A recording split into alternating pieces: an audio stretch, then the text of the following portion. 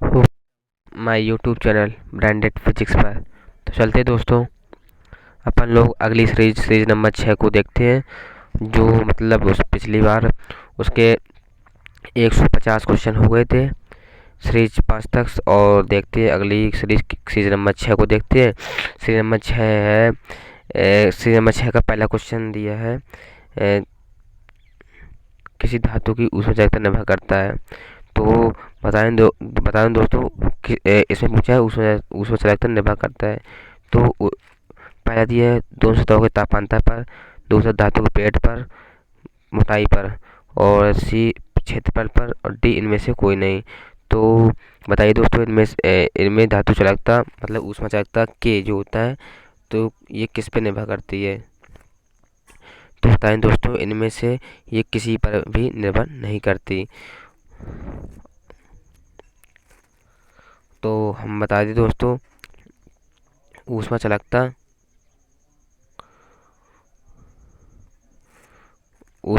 बताएं दोस्तों कि जो होता है कि वो पदार्थ की ओनली प्रकृति पर निर्भर करता है। मतलब कि जो होता है पदार्थ की प्रकृति पर निर्भर करता है और किसी पर निर्भर नहीं करता। तथा और इनके कुछ अन्य पॉइंट भी हैं, उन्हें मैं बता दूं। जैसे कि ऊष्मा चालक इससे मतलब पूछा है पदार्थ की प्रकृति में निर्भर करता है ऊष्मा चालकता गुणांक। तथा पूर्ण कुचालकों के लिए ऊष्मा चालकता गुणांक बता दें। मतलब इसमें लिख लें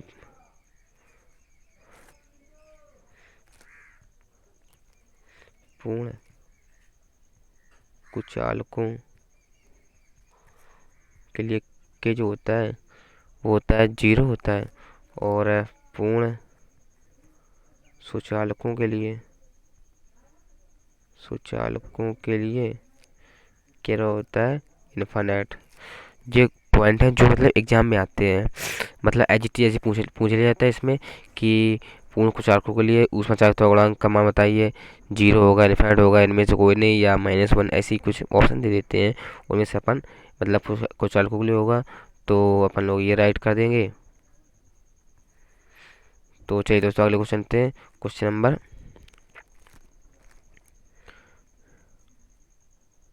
क्वेश्चन नंबर 152 को देखते हैं। क्वेश्चन नंबर 152 दिया है, अच्छे स्नेहक में अनिवार्य गुण होता है। तो इसे पूछा है अष्टीय स्नेहक में अनिवार्य गुण। कुछ ऑप्शन ए दिया उच्च सांद्रता, ऑप्शन बी उच्च प्रस्ताव, ऑप्शन सी उच्च घनत्व, इनमें से कोई नहीं। तो बताओ दोस्तों, इनमें कौन सा ऑप्शन सही होगा। तो इसमें बताएं ऑप्शन ए करेक्ट हो जाएगा। अच्छे स्नेह के लिए उच्च सांद्रता अधिक होती है। और तो बताएं अच्छे स्नेह का मतलब अच्छे तेल जो होता है उसमें गाढ़ापन अधिक होता है, आपको पता ही होगा। तो यदि गाढ़ापन अधिक है तो गाढ़ापन को ही श्यानता कहते हैं। तो जब गाढ़ापन अधिक तो श्यानता अधिक, इसलिए ऑप्शन सी ए करेक्ट हो जाएगा। तो चलते हैं अगले क्वेश्चन पे। अगला क्वेश्चन 152 को देखते हैं।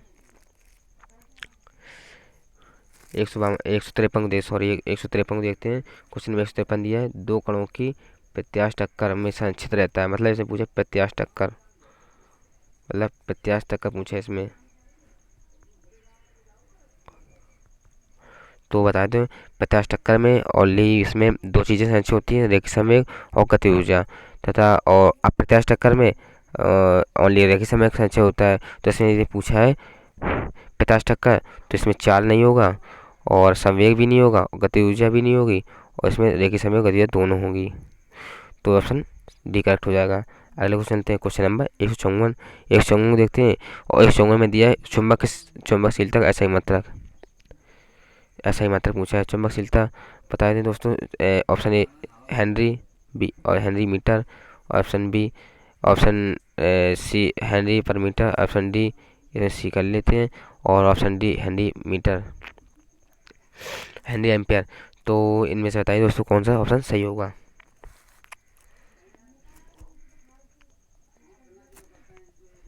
तो बताएं दोस्तों, इसमें ऑप्शन बी करेक्ट हो जाएगा। Option B correct, Henry per metre सही हो जाएगा। तो चलते हैं अगले क्वेश्चन नंबर 155 को देखते हैं। 155 दिया विद्युत धारा की चुंबकीय प्रभाव की खोज किसने की थी। तो बताएं दोस्तों, चुंबकीय प्रभाव की खोज ऑयस्टर ने की थी, और जो कि तथा इनके कुछ अन्य पॉइंट बता दें। जो मतलब जो चुंबकीय प्रभाव होता है गतिमान आवेश से उत्पन्न होता है, तथा और जो विद्युत क्षेत्र जो होता है वो स्थिर आवेश से उत्पन्न होता है, तथा जो गतिमान आवेश से जो उत्पन्न होता है वो चुंबकीय प्रभाव और विद्युत क्षेत्र दोनों उत्पन्न होते हैं। तो इनके कुछ पॉइंट बता दिए हमने। तो चलते हैं अगले क्वेश्चन नंबर 156 को देखते हैं। कुछ 156 दिया है, साइक्लोट्रॉन का उपयोग किसे त्वरित करने के लिए किया जाता है। Option A electron, option B neutron, option C धनायन, ऑप्शन डी नेगेटिव मतलब ऋणायन। तो बताओ दोस्तों, इसमें साइक्लोट्रॉन किसके लिए मतलब किसके लिए कार्य करता है। बताएं दोस्तों, साइक्लोट्रॉन धनायन के लिए मतलब धनावेश कणों के लिए कार्य करता है। मतलब इसे ऑप्शन सी करेक्ट हो जाएगा। मतलब साइक्लोट्रॉन धनावेश त्वरण के लिए उत्पन्न करता है, धनावेश त्वरण उत्पन्न करता है, यानी जो पॉजिटिव जो होते हैं उनके ऊपर ही कार्य करता है। तो कुछ अन्य पॉइंट देख लेते हैं इनके। कुछ जो मतलब एग्जाम पॉइंट ऑफ व्यू जो आते हैं साइक्लोट्रॉन से संबंधित। तो पहला पॉइंट हो जाएगा जो होता है साइक्लोट्रॉन ऋणावेशित कणों पर कार्य नहीं करता। और दूसरा और साइक्लोट्रॉन का जो मतलब आवर्तकाल होता है टी बराबर 2 पाई एम अपॉन क्यू बी। ये चुंबकीय क्षेत्र होता है, और क्यू जो होता है आवेश होता है। और तो ये सूत्र होता है, और इसमें यदि आवृत्ति पूछ लेते हैं एन बराबर तो 1/t से ही इसका मान रख देंगे। तो मतलब ये 2 पॉइंट हो जाएंगे। मतलब साइक्लोट्रॉन इसी क्वेश्चन ऐसे ही क्वेश्चन आते हैं। मतलब 2 क्वेश्चन इसके हमने 1 से 2 क्वेश्चन और बता दिए। तो चलते हैं अगले क्वेश्चन नंबर 157 देखते हैं। 157 दिया विद्युत तीव्रता का ऐसा ही मात्रक। मतलब इससे पूछा है विद्युत तीव्रता का ऐसा ही मात्रक क्या होता है। Coulomb metre, option B newton per coulomb, option C ampere metre, option newton coulomb. तो बताइए इसमें कौन सा ऑप्शन सही हो जाएगा। विद्युत तीव्रता बता दें, विद्युत तीव्रता ई से करते हैं, यह होता है F1Q होता है। मतलब इसमें न्यूटन पर कूलॉम हो जाएगा। इसका अन्य मात्रक वोल्ट पर मीटर, इसका अन्य मात्रक बताएं दोस्तों, इसका अन्य मात्रक वोल्ट पर मीटर भी होता है। और ये सदिश राशि होती है। तो कुछ पॉइंट और बता दें इसके, 1-2 पॉइंट और बता दें जो एग्जाम में पॉइंट ऑफ व्यू में आती है। जैसे कि और विद्युत तीव्रता का प्रवाह जो होता है धनावेश से ऋणावेश की ओर होता है। धनावेश से ऋणावेश में धनायन जो आवेश होता है उनसे ऋणायन जो आवेश की तरफ होता है। और ये सदिश राशि होती है। और इसके एक और पॉइंट ये मतलब वोल्ट, इसका मात्रक जो वोल्ट पर मीटर होता है ये विभव प्रवणता का मात्रक भी होता है। और ये मतलब इसके विपरीत होता है। मतलब इसका मात्रक समान होता है, विभव प्रवणता और विद्युत क्षेत्र की तीव्रता का मात्रक सदैव समान होता है, वोल्ट पर मीटर। तथा ये दोनों सदिश राशि भी होती हैं। 2 चीज़ें कॉमन मिल गई और 2 पॉइंट भी बन गए जो एग्जाम पर आ सकते हैं। अगले क्वेश्चन नंबर 158 चलते हैं। जो काम है दोस्तों में थोड़ा सा जो मतलब आपको आप अपने हिसाब से कर लें। और 158 दिया डिवाई का मात्रक पूछा है। डिवाई का मात्रक है तो ऑप्शन ए विद्युत तीव्रता, ऑप्शन सी मतलब ऑप्शन बी विद्युत द्विध्रुव का, और ऑप्शन सी विद्युत फ्लक्स, ऑप्शन डी विद्युत द्विध्रुव आघूर्ण। तो बताइए दोस्तों डिवाई का मात्रक क्या होता है।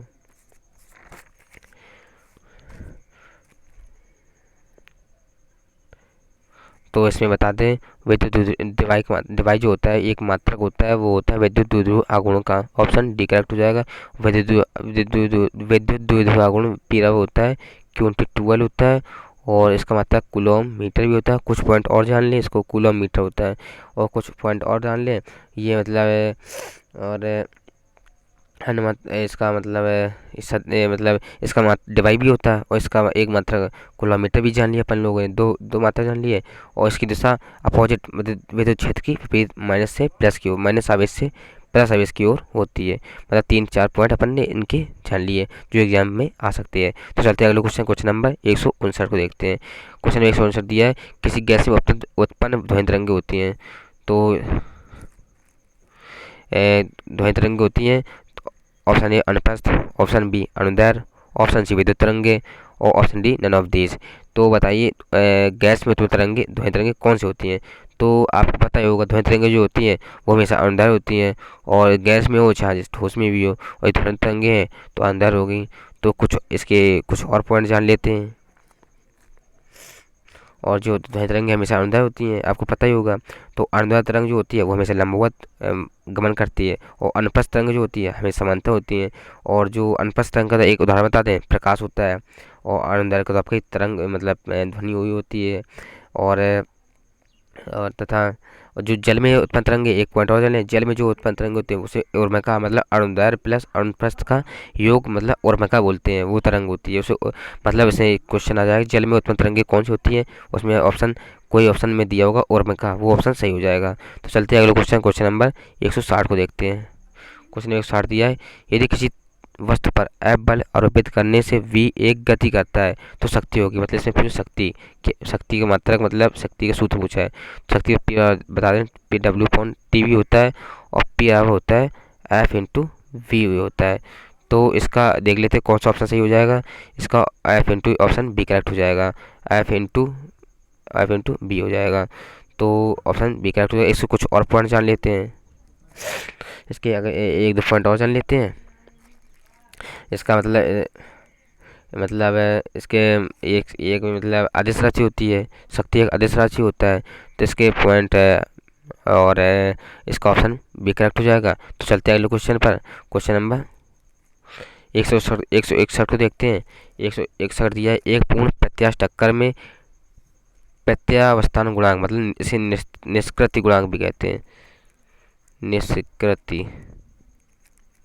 निष्कृति गुणांक भी कह सकते हैं, ई इस कह सकते हैं।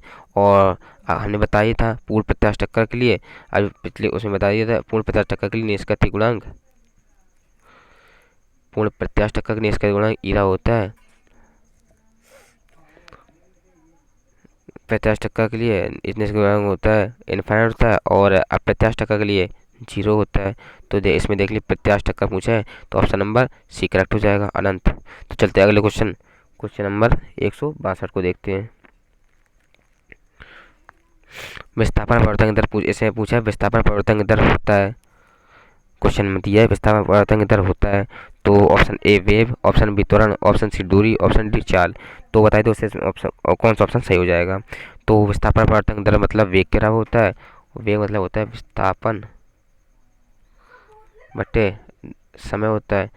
और कुछ पॉइंट और चल लेते हैं, और इसका ऑप्शन नंबर एक करेक्ट हो जाएगा, वेव नहीं है इसका, वेग आ जाएगा, वेलोसिटी। तो इसके कुछ पॉइंट और जान लेते हैं। तो बता दें वेग और विस्थापन के बीच जो होता है कोण होता है 90 डिग्री होता है हमेशा। और वेग जो होता है सदिश राशि इसका मात्रक मीटर पर सेकंड भी होता है, और विस्थापन एक सदिश राशि इसका मात्रक मीटर होता है। इसके कुछ पॉइंट अपन लोगों जो एग्जाम में आ सकते हैं जान लिए। तो चलते हैं अगले क्वेश्चन, क्वेश्चन में 163 को देखते हैं। क्वेश्चन में 163 यह रॉकेट कार्य करता है, रॉकेट कार्य करता है गति के प्रथम नियम पर, गति के द्वितीय नियम पर, गति के तृतीय नियम पर। तो बताइए दोस्तों ऑप्शन डी, ऑप्शन इसमें लिखा नहीं, ऑप्शन डी ऊर्जा संरक्षण सिद्धांत पर, ऊर्जा संरक्षण सिद्धांत ऊर्जा संरक्षण सिद्धांत पर। तो बताइए दोस्तों इसमें कौन सा काम किस प्रकार करेगा। तो बताते हैं रॉकेट जो होता है क्रिया प्रतिक्रिया के नियम पर, रॉकेट ऐसे उड़ेगा तो नीचे भी दबाव डालेगा, जैसे उड़ेगा तो नीचे भी दबाव डालेगा, तो इसे क्रिया प्रतिक्रिया नियम कहते हैं। और ये न्यूटन का तृतीय नियम जो होता है इसका ऑप्शन सी करेक्ट हो जाएगा। तो इसके कुछ और पॉइंट जान लेते हैं। रॉकेट है ये मतलब जो तृतीय नियम पर क्या करता है उसे क्रिया प्रतिक्रिया नियम भी कहते हैं। तथा इस नियम ये जो नियम होता है न्यूटन का नियम होता है हमेशा, न्यूटन ने जो होता है न्यूटन ने दिया था ये नियम। और जो द्वितीय नियम होता है वो मतलब बल को मापन करता है। तो और जैसे मतलब जैसे F बराबर delta P upon delta T, ये द्वितीय नियम से अपन साबित किया, इससे दुआ था कि बल संवेग परिवर्तन की दर के बराबर होता है। और प्रथम नियम से जड़त्व प्रथम नियम न्यूटन का प्रथम नियम जड़त्व को प्रदर्शित करता है। बस इसके कुछ पॉइंट अपन ने जान लिए। अगले क्वेश्चन चलते हैं, क्वेश्चन नंबर 164 को देखते हैं।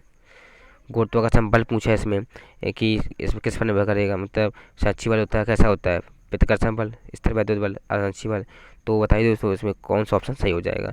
गुरुत्वाकर्षण बल पूछा है इसमें, साक्षी बल तो हम बता दें गुरुत्वाकर्षण बल बता दें, एक असंपर्क बल होता है, असंपर्क असंपर्क बल होता है, और ये संरक्षी बल होता है, संरक्षी बल होता है। तो इसका कौन सा ऑप्शन ए करेक्ट हो जाएगा। तो इससे कुछ पॉइंट जान लेते हैं। गुरुत्वाकर्षण जो बल होता है, असंपर्क बल होता है, ये एक संरक्षी बल होता है। और जो गुरुत्वाकर्षण में जैसे वैद्युत बल हुआ, वैद्युत चुंबकीय बल, ये भी सेम इसी के मतलब गुण होते हैं। संरक्षी बल होता है और असंपर्क बल ये भी होते हैं। और सबसे कमजोर बल गुरुत्वाकर्षण बल होता है, और सबसे अधिक जो मतलब पावर वाला बल होता है वो होता है वैद्युत चुंबकीय बल। तो और तो कुछ पॉइंट और अगला अगले पॉइंट चलते हैं। अगला पॉइंट दिया जैसे ये गुरुत्वाकर्षण होता है माध्यम पर निर्भर नहीं करता, और ये व्युत्क्रम वर्ग के नियम का पालन कर। व्युत्क्रम वर्ग के नियम मतलब जैसे कि अपन लोग सूत्र लगाएंगे, गुरुत्वाकर्षण F बराबर होता है G m1 m2 upon R square. तो F proportional to R square जो हो जाएगा। तो ये व्युत्क्रम वर्ग का नियम होता है, इसे व्युत्क्रम वर्ग का नियम का जो पालन करता है। और चलते हैं अगले क्वेश्चन, क्वेश्चन नंबर 165 देखते हैं। 165 दिया साबुन का बुलबुला रंगीन दिखाई देने का कारण होता है।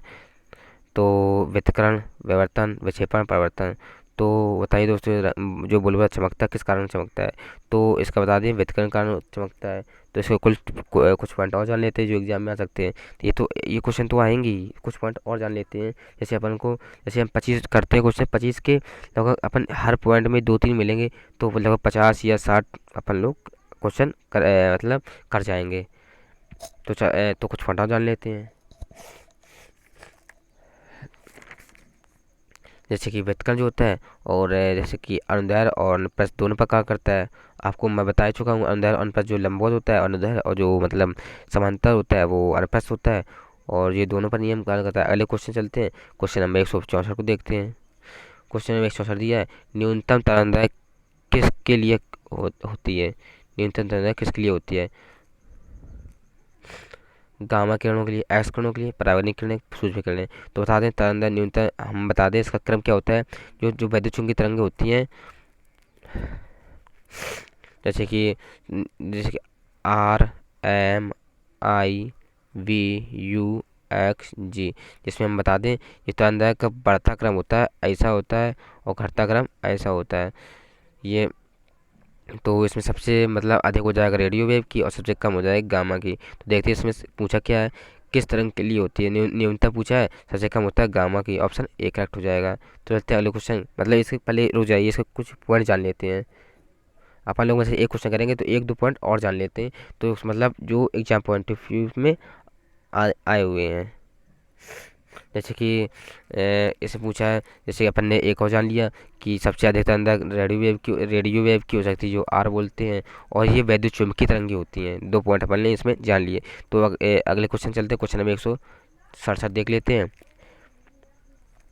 क्वेश्चन 167 दिया, घूर्णन गति का द्रव्यमान का तुल्य राशि है। मतलब घूर्णन गति में जो होता है मतलब रोटेशनल जो वेव मतलब मोशन होता है उसमें द्रव्यमान जो किसके तुल्य होता है। तो बता दें ऑप्शन ए दिया है जड़त्व गुण, ऑप्शन बी कोणीय संवेग, ऑप्शन सी बड़ा गुण, ऑप्शन डी इनमें से कोई नहीं।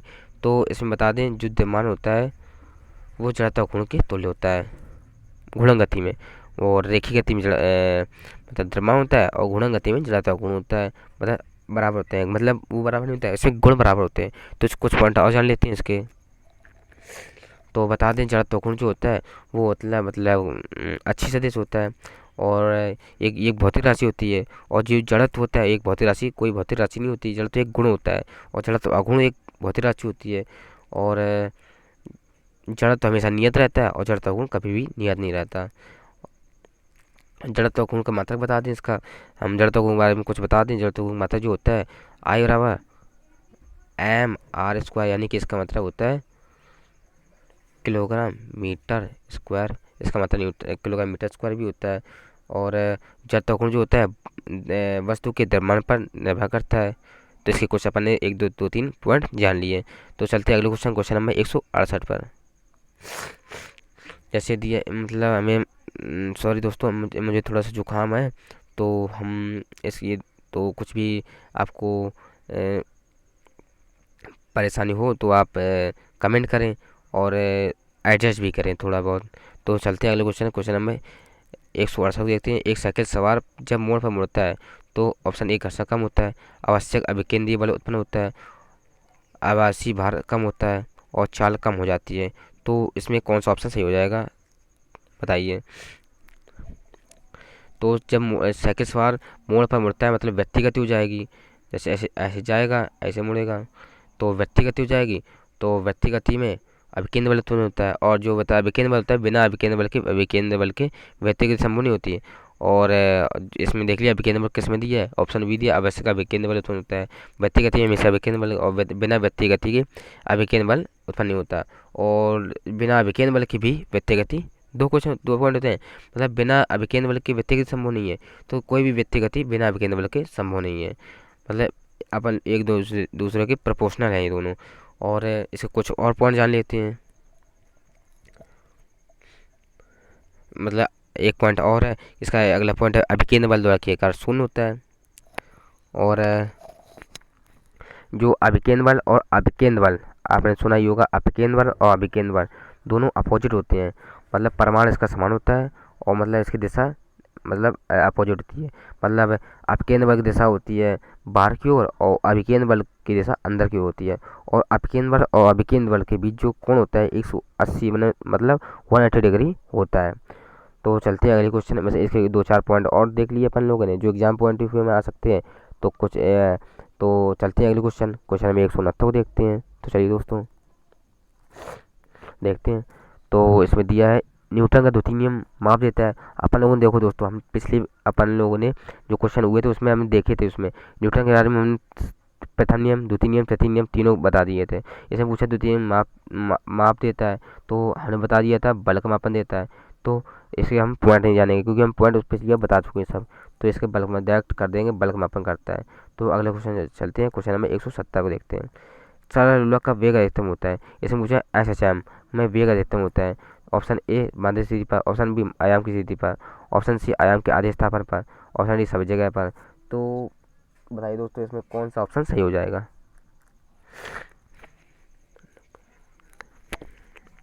इसमें पूछा है बताया सरल लोलक का वेग अधिकतम होता है। तो बताएं दोस्तों सरल लोलक का वेग माध्य स्थिति पर हमेशा अधिक होता है। जो माध्य स्थिति होती है सरल लोलक के, ये माध्य स्थिति होती है, ये इसका वेग v मैक्स होता है।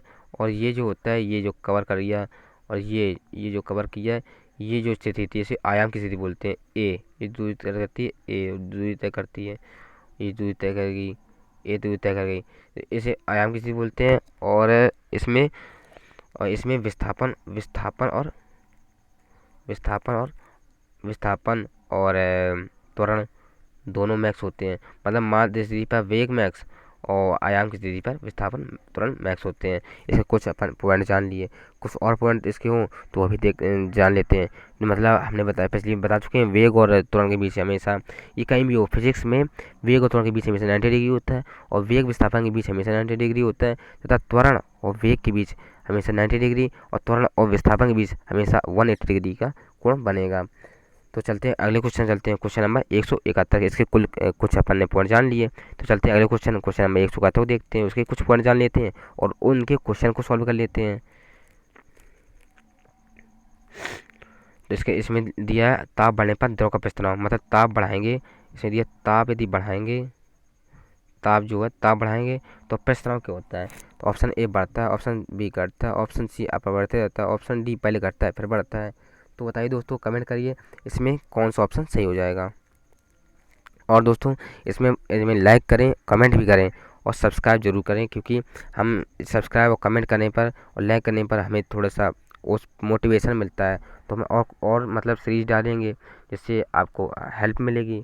मतलब ये किसी ऐसी नहीं कि मतलब आएंगी नहीं, ऐसे ये क्वेश्चन वो है जो पिछले मतलब एग्ज़ाम जो इनटेक हुए हैं उनमें पूछे गए क्वेश्चन है, ये हम बता रहे हैं मतलब, और एक्सपेक्टेड बच्चों द्वारा।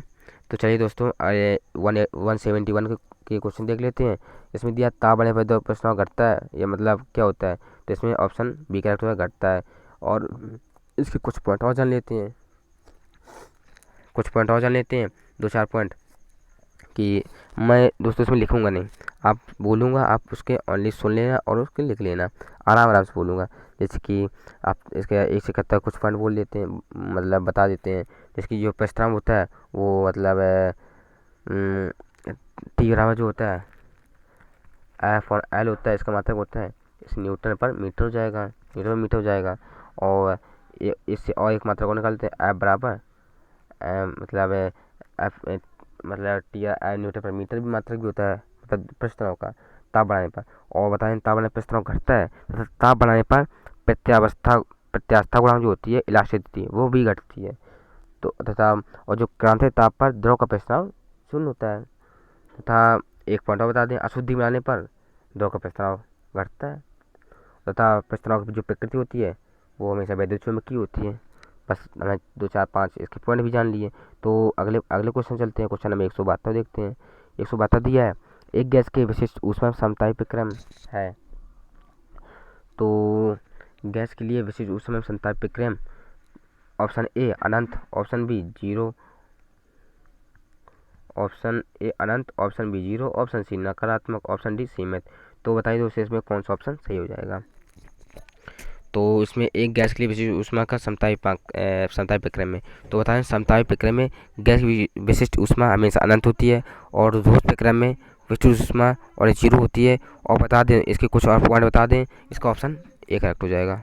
इसके कुछ और पॉइंट बता दें, जो समतापी प्रक्रम सबसे तेज प्रक्रम होता है और ध्रुव प्रक्रम नहीं, समतापी प्रक्रम सबसे धीमा प्रक्रम होता है और ध्रुव प्रक्रम सबसे तेज प्रक्रम होता है। और समतापी प्रक्रम जो पीरा होता है वो वीरा होता है, वो होता है under root P upon D होता है, जो ये न्यूटन द्वारा दिया सूत्र होता है।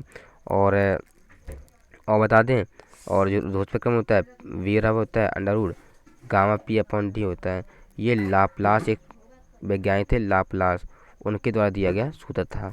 और ये सत्य हुआ और जो न्यूटन वाला था उसे मतलब ज़्यादा कहीं कहीं तक इसको मान्य नहीं किया गया था। तो चलते हैं इसका ऑप्शन एक करेक्ट हो जाएगा और अनंत। तो चलते हैं इसके एक आध और देख लेते हैं पॉइंट। जैसे कि समतापी प्रक्रिया जो होती है उस न्यूटन दिया था और ध्रुव प्रक्रिया लाप्लास दिया था। और तो चलिए चलते हैं अगले क्वेश्चन नंबर 173 देखते हैं। 173 दिया, बल योगुन उत्पन्न करता है। तो बताइए इसमें मतलब हिंदी थोड़े इंग्लिश से हिंदी बदलने में थोड़ा सा हिंदी में मिस्टेक आ जाती है। इसमें ये बल योगुन को हम ये जो डंडा है वो हटा देंगे। तो बल योगुन उत्पन्न करता है, शुद्ध रेखीय गति, शुद्ध गुणन गति, रेखा और गुणन गति, ऑप्शन डी कोई नहीं। तो इसमें बताइए कौन सा ऑप्शन सही हो जाएगा बल योग में। तो बताएं दोस्तों इसमें बल योग ओनली शुद्ध गुणन गति उत्पन्न करता है, तो इसका ऑप्शन भी करेक्ट हो जाएगा। इसके कुछ पॉइंट और जान लेते हैं। बल योग जो होता है, बल योग जो आघूर्ण होता है वो बल योग जो होता है वो बल आघूर्ण के बराबर होता है। मतलब उसका मात्रक भी बल योग टाउ होता है एफ इंटू आर होता है, और उसका मात्रक भी टाउ बराबर एफ इंटू आर होता है। न्यूटन मीटर मात्रक दोनों का होता है, न्यूटन मात्रक। और जो मतलब इसके कुछ और पॉइंट जान लेते हैं, और ये मतलब अच्छी सदिश होती हैं। तो चलिए दोस्तों अपन अगले क्वेश्चन चलते हैं, 174 देख लेते हैं। जैसे कुछ अपन लोग इस के पॉइंट जान लिए हैं और जो एग्जाम पॉइंट में आ सकते हैं अपन लोग इसको रीड कर लेंगे। तो चलते हैं अगले क्वेश्चन 174 देखते हैं। कोणीय आवृत्ति की बीमा निम्न में से किसके समान होगी। इसमें बीमा मतलब इसमें देखो, इसमें हिंदी मिस्टेक हो जाएगी तो आप हम थोड़ा सा एडजस्ट कर लेना। इसमें बीमा हो जाएगी आगे, बीमा इसके बराबर होती है कोणावृत्ति आवृत्ति आवर्तकाल। तो बताइए दोस्तों कौन सा ऑप्शन सही हो जाएगा। मतलब बताइए दोस्तों इसका ऑप्शन सी करेक्ट हो जाएगा। मतलब कोणीय आवृत्ति और कोणीय वेग और आवृत्ति ये सब बीमा समान होती है। इसका मात्रक भी 1/t मतलब t-1 ही होता है। तो इसके ऑप्शन सी करेक्ट हो जाएगा। तो चलते हैं अब अगले क्वेश्चन पर, क्वेश्चन नंबर 175 देखते हैं। लास्ट क्वेश्चन सीरीज का लास्ट क्वेश्चन देख लेते हैं, सी नंबर 6 का लास्ट क्वेश्चन। वह तरंग जो विद्युत चुंबकीय तरंग नहीं है, रेडियो तरंग, माइक्रो तरंग, परावैज्ञानिक तरंग और ध्वनि तरंग। तो हम बता चुके हैं, हम इसके कुछ पॉइंट भी नहीं बताएंगे क्योंकि हम पिछले पॉइंट बता चुके हैं कि विद्युत चुंबकीय तरंग जो होती हैं RMIV होती हैं। लिख के बता देते हैं RMIV VUXG विद्युत तरंग होती है। इसका तरंग बता चुके हैं कहाँ से कहाँ तक होता है। और इसमें पूछा है कौन सी तरंग नहीं है, तो इसमें इसमें बता ध्वनि तरंगें कभी भी विद्युत तरंग नहीं होती, बता चुके हैं वो अनुदैर्ध्य तरंग होती हैं। और प्रकाश तरंग हमेशा अनुप्रस्थ होती हैं, वो विद्युत तरंग होती हैं। तो इसका ऑप्शन डी करेक्ट हो जाएगा, वैसे में नहीं पूछा है और बाकी सब विद्युत तरंग के हैं। देखो रेडियो वेव भी मैच कर रहा है, माइक्रोवेव भी मैच कर रहा है, और परावर्तनीय मतलब वायलेट, देखो ये भी, ये देखो मैच कर रहा है, तो सही मैच कर रही है, ऑप्शन डी करेक्ट हो जाएगा। तो 175 का ऑप्शन डी करेक्ट हो जाएगा। तो राम राम, चलिए दोस्तों, अगले सीरीज पर मिलते हैं, सी नंबर 7 को। और चलने से पहले हम एक बात कहना चाहते हैं कि इस चैनल को सब्सक्राइब कर देना, लाइक कर देना, और कमेंट करके बताएं कि कैसा हम क्वेश्चन दे रहे हैं और कैसा वीडियो आ रहा है। तो उससे हम मोटिवेट होकर अगले मतलब उसे देखें और करेक्शन करें और अगले वीडियो में सुधार करें। तो चलिए दोस्तों, राम राम।